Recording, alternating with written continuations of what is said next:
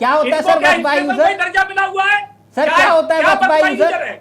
आपत्ति तो यही है।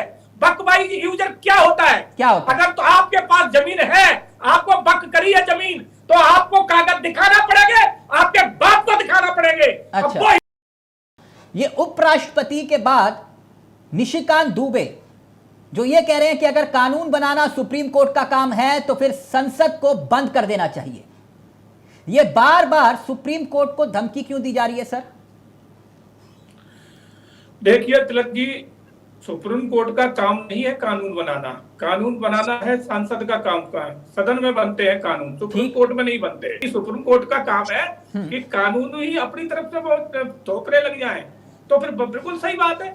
फिर सांसद का क्या काम है? सदन का कोई काम ही नहीं है। कैप्टन साहब, जब कानून ही सुप्रीम कोर्ट बना लेगा, फैसले भी सुप्रीम कोर्ट दे देगा, तो सदन का कोई काम ही नहीं बचा। कैप्टन साहब थोड़ा सा मार्गदर्शन करिए, क्योंकि देश के लिहाज से ये अपने आप में बहुत बड़ी खबर है और इसी से जुड़ा हुआ मेरा सवाल है। क्योंकि आपने कहा कि भाई संसद का काम जो है कानून बनाना है और उस पर इंप्लीमेंट करना सुप्रीम कोर्ट का काम है, लेकिन मेरा सवाल आपसे ये है कि बीजेपी के सांसद क्यों कह रहे हैं कि कानून कोर्ट बनाएगा, कानून जो है कोर्ट बनाएगा तो संसद भवन को बंद कर देना चाहिए? तो क्या अगर विपक्ष को, मैं उदाहरण के तौर पर, मुझे भी समझाइएगा और देश को भी समझाइएगा, कि अगर विपक्ष को यह लगे और लोगों को यह लगे कि भाई संसद ने मनमाने और बहुमत की ताकत पर कानून बना लिया, तो जनता को कहां पर जाना चाहिए और क्या करना चाहिए? कृपया उदाहरण देकर मुझे समझाइए।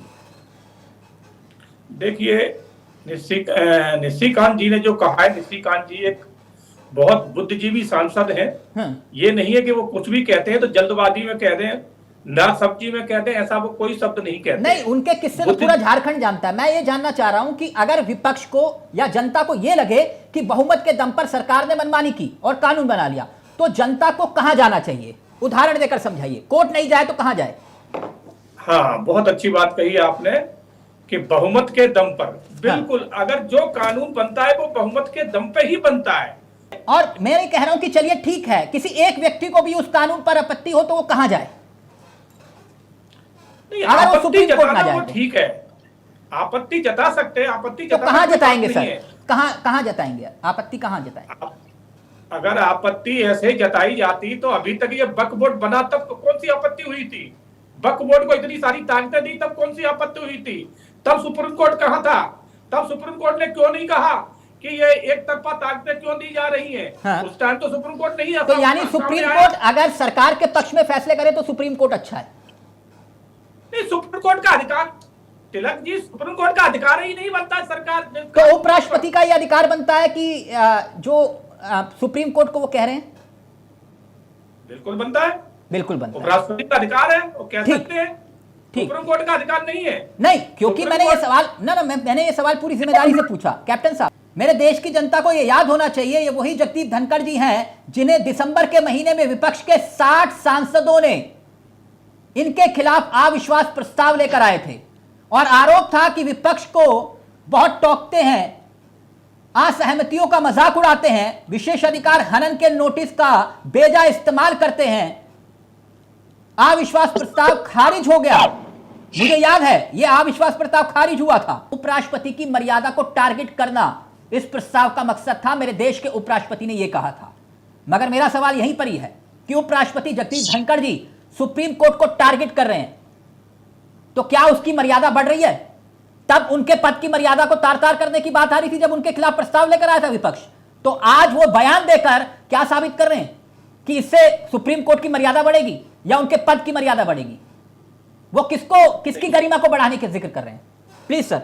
सिस्टम वही पुराना घिसा पिटा बैठा है आज भी। तो सुप्रीम कोर्ट में जो जज साहिबा आ रहे हैं वो किसके द्वारा चुने जाते हैं? कोई नहीं चुनता उन्हें, वो तो कॉलेजियम के माध्यम आ रहे हैं और जो अपनी मर्जी से आ रहे हैं कि जिसका बाप जज था बेटा भी जज बनेगा।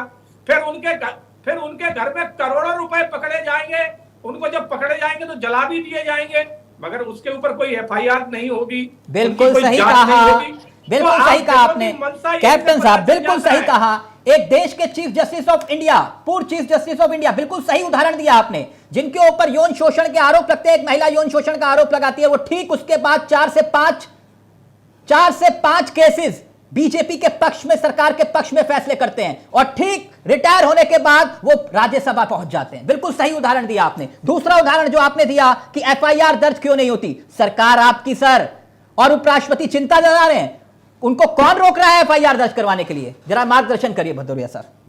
बिल्कुल सही उदाहरण दिया आपने। शायद आप भूल गए होंगे कि इंदिरा गांधी ने एक ऐसे को हाई कोर्ट का जज बनाया था कि जो राज्यसभा सांसद थे। मुझे मालूम है, वो वापस फिर राज्यसभा से फिर जज बने थे, मुझे ये भी मालूम है। आप बोले कि आप इंदिरा गांधी को फॉलो करते हैं, आप बोलिए, मैं मान जाऊंगा।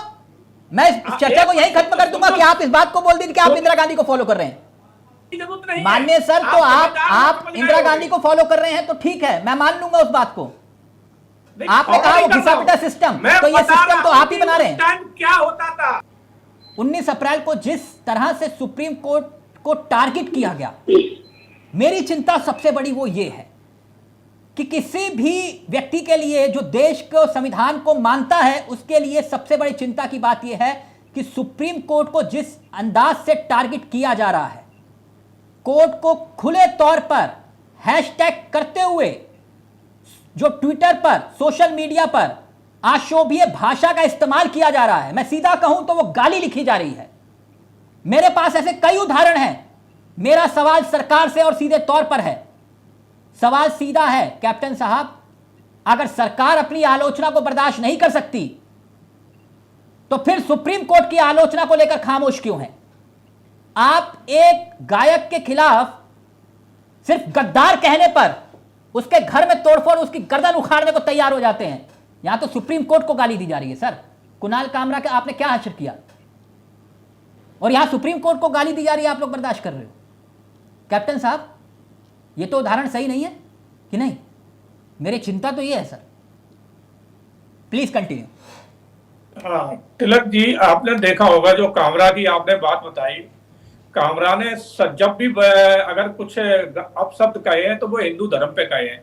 कभी वो दूसरे धर्म पे भी कह लेता तो हम कहते कि चलो एक गायक है, वो सभी धर्म को कहता है। हिंदू धर्म पर एक बार आप बता दिए जिस उसने कभी दूसरे धर्म के ऊपर कहा हो, वो तो हिंदू धर्म गद्दार कहा था, बस टारगेट किया है, गद्दार कहा था। सुने, अब बीच में ना बोले आप, अब बीच में बोलेंगे तो कोई मतलब नहीं रहेगा। नहीं सर, गुस्सा मत होइए, आप अपनी बात रखें। मैं सिर्फ इतना जानना चाह रहा हूं कि ये जो सुप्रीम कोर्ट को खुलेआम गालियां दी जा रही हैं, जो कहा जा रहा है, आपका खून क्यों नहीं खोल रहा?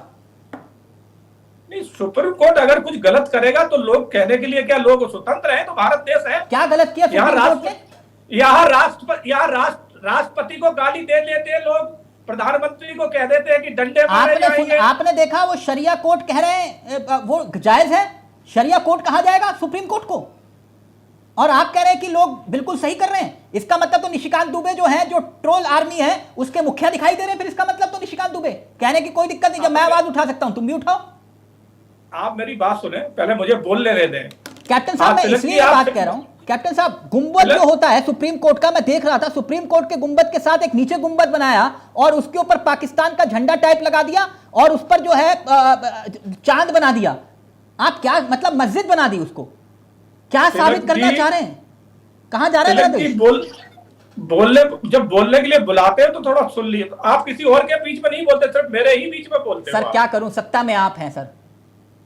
नहीं तो सत्ता में तो सत्ता का क्या मुंह पे ताला लगा दोगे बोलने के? नहीं सर, सवाल सत्ता से होते हैं ज्यादा, मैं इसलिए पूछता हूं सर। नहीं, सत्ता के आप मुंह पे ताला लगाना चाहते हो, वही काम तो सुप्रीम कोर्ट कर रहा है। अच्छा, जो आप कर रहे हैं वही सुप्रीम कोर्ट कर रहा है। ओके, सुप्रीम कोर्ट यही तो कह रहा है कि आप कानून बनाओगे, हम कानून को पलटेंगे। आप बताइए, जो जिस पे ऊपर ऐतराज है, वक्फ बाई यूजर, क्या वक्फ बाई यूजर सिर्फ मुसलमानों के लिए है, हिंदुओं के लिए नहीं है? क्या होता है सर वक्फ बाई यूजर? दर्जा मिला हुआ है सर, क्या होता है वक्फ बाई यूजर?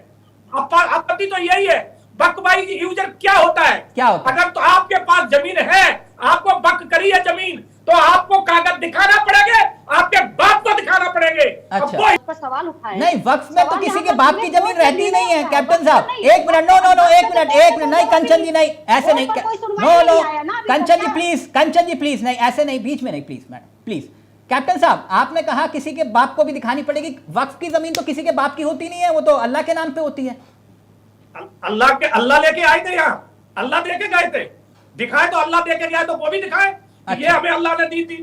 अल्लाह की जमीन है, तो अल्लाह का भी तो कुछ होगा कि कहा अल्लाह ने कब दी थी और किसको दी थी। 15 साल में जमीन डबल हो गई। 15 साल से पहले जितनी थी उससे डबल हुई है। क्या 15 साल में ही अल्लाह आया? उससे पहले अल्लाह नहीं था। तो ये उससे सुप्रीम पहले कोर्ट को अल्लाह गाली कहां देना चला गया जायज है, था? आप ये कह रहे हो? उससे पहले अल्लाह क्या तेल लगा रहा था? उससे पहले अल्लाह क्या तेल लगाने गया था? कैप्टन साहब 15 साल में सम्मान डबल कर करना दिया चाहिए। अल्लाह ने। कैप्टन साहब, इनकी भाषा पे इनको कहिए थोड़ा ध्यान कैप्टन दें। साहब, सम्मान करना चाहिए एक दूसरे की भाषा का, एक दूसरे के धर्म का सम्मान करना चाहिए सर। धर्म तो हम बहुत सम्मान करते हैं। जब सामने वाला नहीं करेगा तो फिर हमें भी करना नहीं आता। नहीं, किसने जब सामने किसने वाला नहीं अभद्रता करता की? तो हमें भी करना नहीं आता। नहीं, कैप्टन शिक्षा साहब, का किसने अभाव है। अभद्रता एक की? गाल पे थप्पड़ मार के दूसरा गाल कर देंगे। नहीं, अब नहीं, एक गाल पे थप्पड़ मारोगे तो हम जूते मारेंगे। नहीं, अब वो देखिए, समय इनकी है। भाषा- अब भाषा तुम्हारी कितनी अच्छी है मुझे मालूम है। नहीं पता है आपको, आपके बस का नहीं है। आपके तभी स्तर तो से बहुत ऊपर है, बंगाल आपके बस की मुर्शिदाबाद नहीं चल है। रहा है।